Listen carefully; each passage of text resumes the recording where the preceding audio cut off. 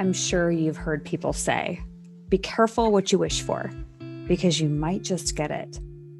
Well, Raquel definitely put that idea to the test.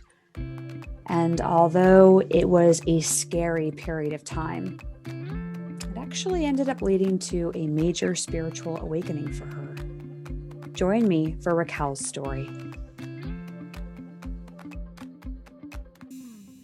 This is the highway to healing.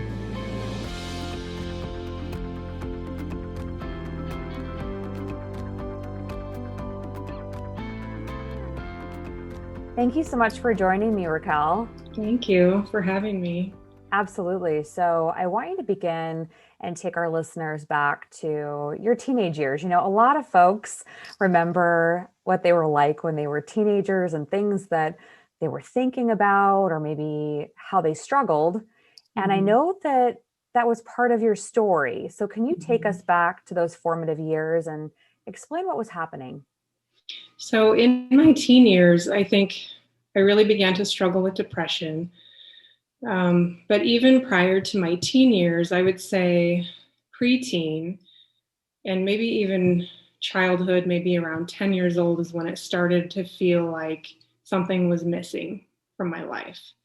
And I could never name it. I could never figure out this like emptiness that I felt. And I remember thinking a lot that I just wanted to go home. And I remember thinking that even as a child, of just having those thoughts of, I just want to go home, I want to go home. I just never felt like this was home. So as I got into my teen years, I struggled to fit in. I didn't have a lot of friends growing up. I was always weird. I was super shy. And so I got into my teen years and I was always trying to fit in with the in crowd and started experimenting with drugs and got into depression. And then I was dealing with a lot of health challenges too. And was diagnosed with epilepsy in my teen years, which contributed to the depression. But after high school, I moved out of my hometown. And when I moved, I didn't have any friends. I only had my mom. And so that was when it really got bad. The depression and suicidal thoughts started to come in. And I was about 19 years old. And I just remember feeling like I just wanted to die. And I did have thoughts of actually committing suicide. I had a lot of thoughts, but I also had a lot of thoughts of just feeling like, well, maybe I'd get in a car crash and then I would die. Like I wouldn't have to take my life, but maybe my life could be taken and I wouldn't have to deal with the pain. I think during those times it was really, really dark. And I just remember thinking that I had no purpose here. There was no point in being here. And I didn't have anybody to talk to. And during those times, there wasn't a lot of knowledge and coming out about suicide and depression and, stuff that we talk about now today. And I didn't have a lot of support, although I didn't go seeking support because I didn't really understand what was happening to me. So what ended up, I had these thoughts for quite a while, probably a year and a half, where I was just hoping that I just would die because the pain was so great. And so one night I was out with some friends and a friend of mine had just bought a motorcycle. And I asked him to take me for a ride, and it was late at night. And we got on the motorcycle and we started heading down a street. And I had the thought in my mind that I hoped that we crashed and I hoped that I died.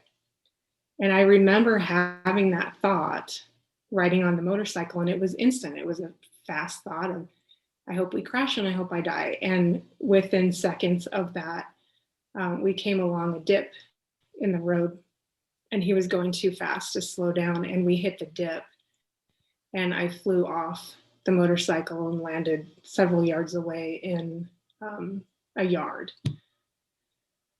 So at that point, I kind of came to, and the wind had been knocked out of me, and I was laying in grass. And I just remember thinking, I'm so tired. I was just so tired. I didn't know what had happened. And I was going to lay down on the grass and take a nap. That was my plan, was I was just going to just take a nap right here in this yard. And my friend who was driving the motorcycle, he came up and he was telling me, he was like, get up, we have to go, we crashed. And I was really disoriented. So I just paid attention to what he was saying. And I got up and we started walking down the street back to his house. And in walking back to his house, I kept thinking, oh, I'm just so tired. I'm going to go take a nap. And then I'll wake up and drive home, because I still didn't understand what had happened. And my only thought was I needed to take a nap. That was it. That was all that was going through my mind. So we're walking down the street, and a neighbor must have heard the crash, and they called the ambulance. They had called 911. So an ambulance showed up before we got to his house, and the paramedics got out, and I had no idea what I looked like, but I was arguing with them. I didn't want to get into the ambulance, but my whole face was smashed up. The whole left side of my face was completely, I mean, I don't even know what I looked like. It was just smashed. And I think I was in shock, obviously, and they were trying to convince me to get into the ambulance. And finally, I was so tired that I just said, fine, I'll get in the ambulance. I laid down on the gurney and I thought, okay, now I can take a nap. Now I'm just so tired, I'm going to take a nap now that I'm laying down.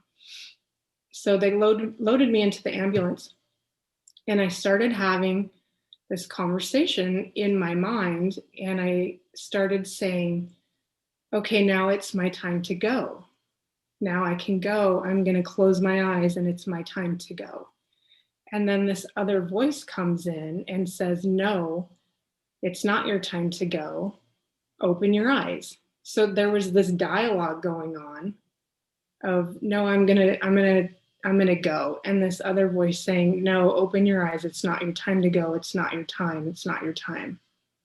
And for whatever reason, I paid attention to that voice, and I decided I was going to stay awake. And so I stayed awake so I went to a hospital. They had to transfer me to a trauma hospital in a different city. And I stayed awake through that entire transport and ended up going into emergency surgery. I had ruptured my spleen and ended up staying in the ICU for a week. And I had 2 separate surgeries, and I had shattered my cheekbone too.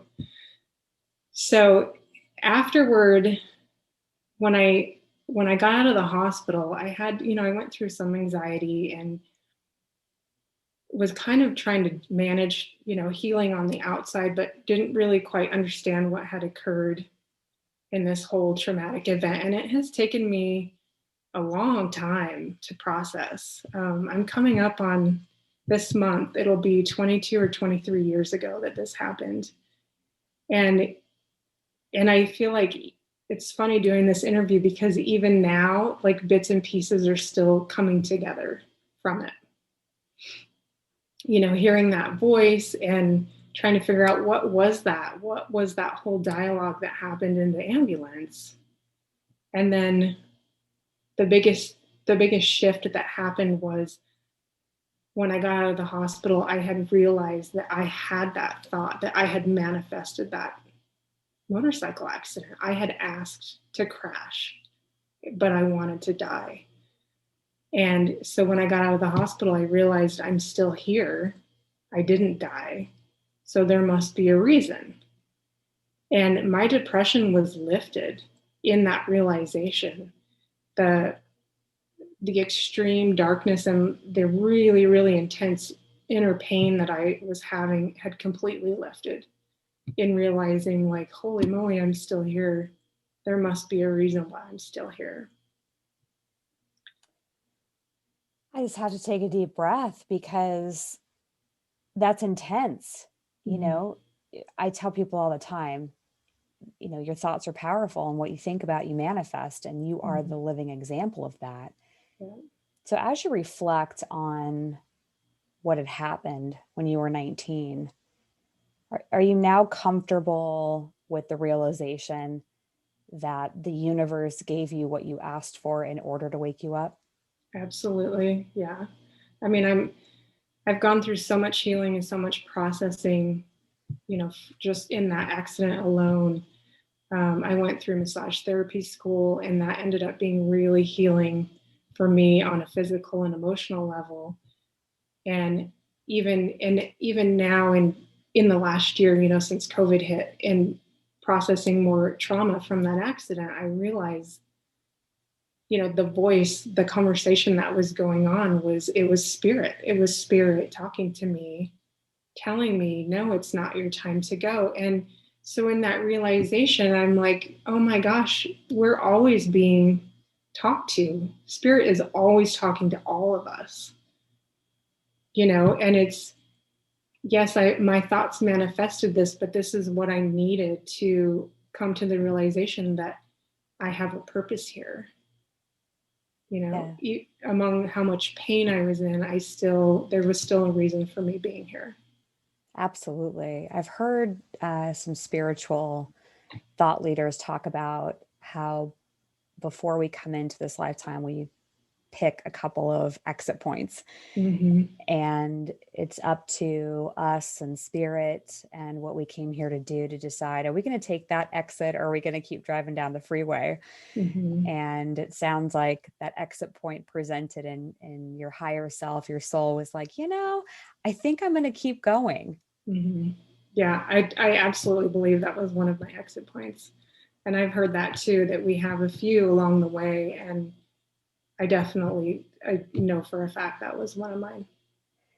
Yeah, one of the teachers that I've studied with, Lee Harris, he said something in one of the workshops one day that really just stuck with me over the years. And he said, if you're still alive, get curious, Mm-hmm. that there's nothing wasted. And so by you saying, I'm going to stay on the freeway, I'm going to keep going, it was also, I think, sending a message to the universe saying, you know what, I'm not done yet. Let's do this. Mm-hmm.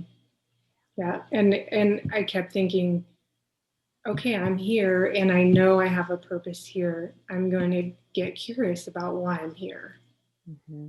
Yeah. And you mentioned a connection before we started the interview about Julie Hoyle. We Mm-hmm. connected through the Ajata Kasha app that Lisa Gunshore started. And I know that she's been instrumental to you and to your journey. But I also know that you started a blog and you write about your stories and your experiences. Can you tell us a little bit about your blog and how it's been helpful in your path to self-discovery?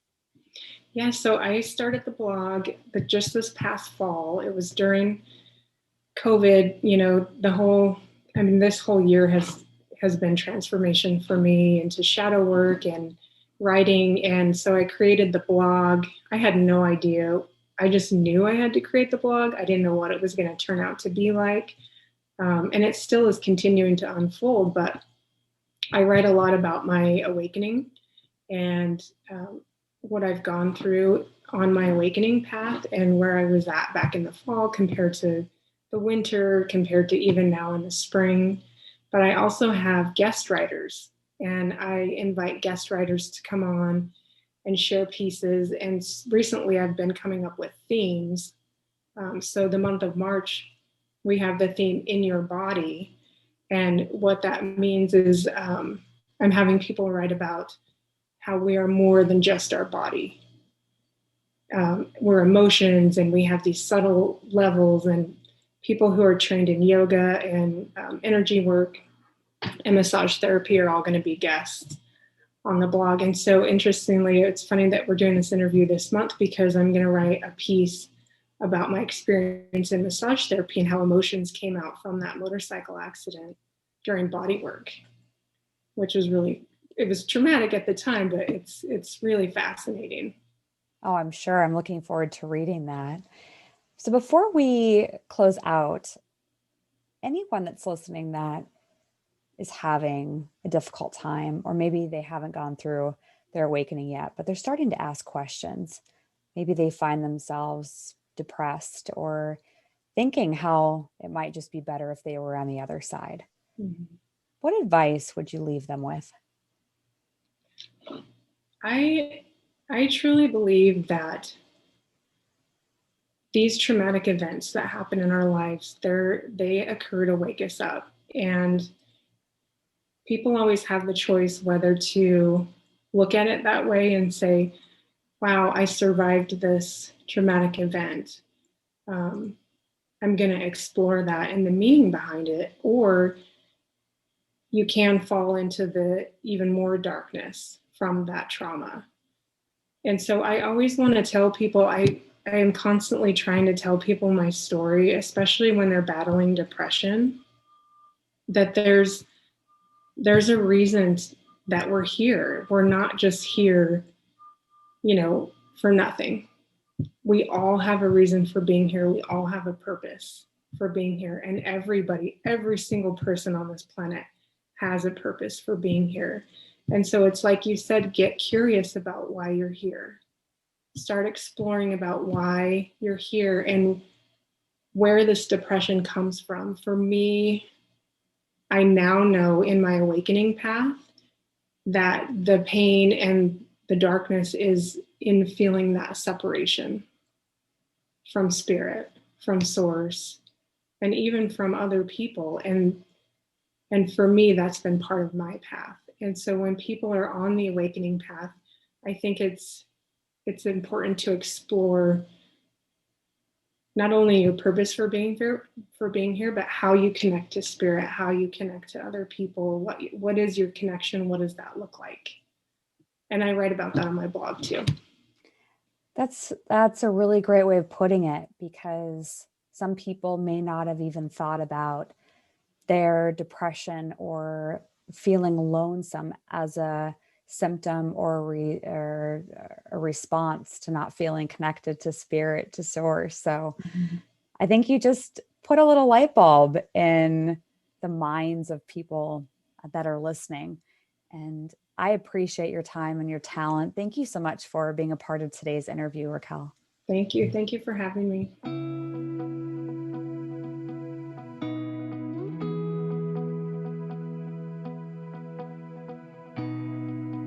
For more information and to read Raquel's blog, go to stillnesswithin.org. Stories like this one are important to tell.